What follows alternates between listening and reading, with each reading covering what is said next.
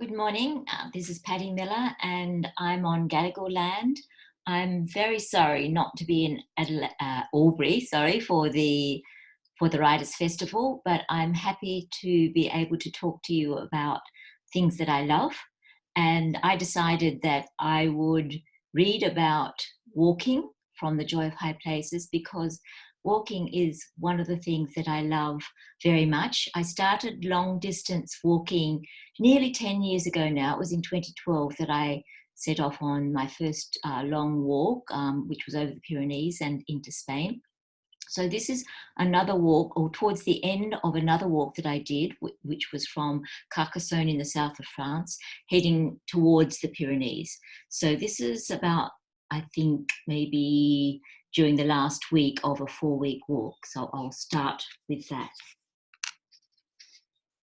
It was still, but not raining next morning, beginning of the 4th week of walking. The first signpost said Grotte du Loup, the cave of the wolf, and the path led along the Gave de Pau through a Pyrenean oak forest. I'd read there were a few wolves in the Eastern Pyrenees now, and once on that day I did see a set of paw prints in the mud that were much bigger than any dog print I'd ever seen. But it wasn't likely to have been a wolf that far west. In the woods, the forestry track was knee-deep in sticky clay mud, churned in places to a metre deep by heavy logging trucks and tractors. I struggled, clambering along the edges of the quagmire for nearly a kilometre, trying not to fall in. Afterwards, in the cow alleys between fields, wet green cow shit mixed with the mud. Mud spattered up my trouser leg as far as the thighs, and then onto my face as I swung my poles around after heaving them forcibly out of the wet clay. The next day, when the sun came out, it was hot whenever there was no shade, but the mud continued. By the following morning, the choice of clothes was muddy or muddier, but it didn't matter. I remember standing in a dappled clearing. I had stopped for coffee from the thermos and then a pee behind a log, and I was ready to go again. It was day 24 or 25, I'd lost count. I stood with both poles in one hand, dried mud pale on my pants. I looked down at my arms and saw on each inner arm near the elbow a new muscle, or at least one that had never appeared before. Every muscle felt hard and working the way it should. There was a lithe sway to my body. The sweat had dried on my skin. I could walk forever. I could ask what I needed, water, food, directions, and someone would give them to me. I felt pleasure in my dirtiness and in my unbrushed red hair and in not needing anything else. I would go wherever I wanted, when I wanted. I would look after myself and other people would offer me whatever leftovers they could. Feral, I thought, a wild creature gone bush. I do know how to walk, I said. Yes, said Anthony, it takes a while. The path wound on easily and allowed the mind floating that comes on long walks when you don't have to concentrate on keeping upright. It can't be called thinking. It's not that distinct and probably is nearer to dreaming. The French philosopher Frédéric Gros said, "There is a moment when you walk several hours that you are only a body walking. Only that. You are nobody. You have no future. You are only a body walking." I remember the question on the boulders of the Lereg Guru walk. Why are you here? If such things were said aloud, and if I'd had a surer footing on the boulders at the time, that's what I might have said to the 3 young men when they asked what I was doing out here. I am only a body walking. I thought about people helping us along the way, giving directions, filling our water bottles and thermos, making us meals, giving us shelter. We had relied on them, especially for water. Every day we had to depend on strangers. We had become vulnerable.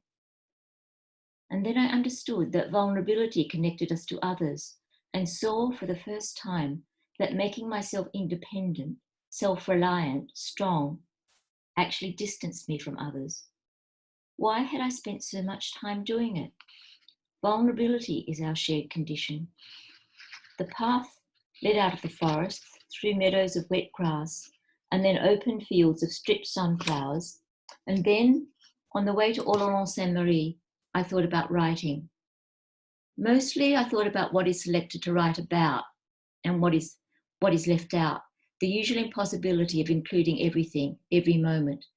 the multiplicity of the texture of being. I want to put the whole world on the page, all the sights and sounds I've left out of my notebook. A bull in a meadow regarding us with solemn disinterest, the church bells that rang every half hour through the night, keeping me awake, the palest salty yellow of sheep's cheese, the hot air balloon that rose outside the early morning window in Escaladur. Do I need to say everything? James Joyce said, any object intensely regarded may be a gate of access to the incomprehensible eons of the gods. Maybe just one thing, any object is enough. However much truth is told, most of it is left out. There's just not enough time to say it all. How can anyone ever say what happened, even in one day? The walking is not difficult now, although there are steep hills to climb. There are 2 or 3 days to go, then to Morlion-Lichard, and maybe further if there's time and if knee and hip joints hold up. I'm not sure which day it will finish, but I know for certain I'll be sad the day afterwards. Whenever I finish, however far I walk, I know it will feel as if I must keep walking. I keep believing that one day, I will start to walk and continue walking until the end of my life.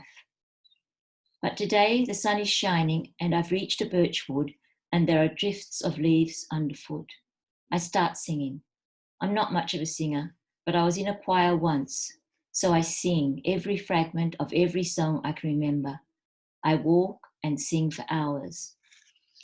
Thank you very much. That's just a little bit of the joy of walking, the wonder of walking, the difficulty of walking for me. Thank you for asking me to be at the Writers' Festival, and I look forward to seeing everyone again. Thank you. Bye.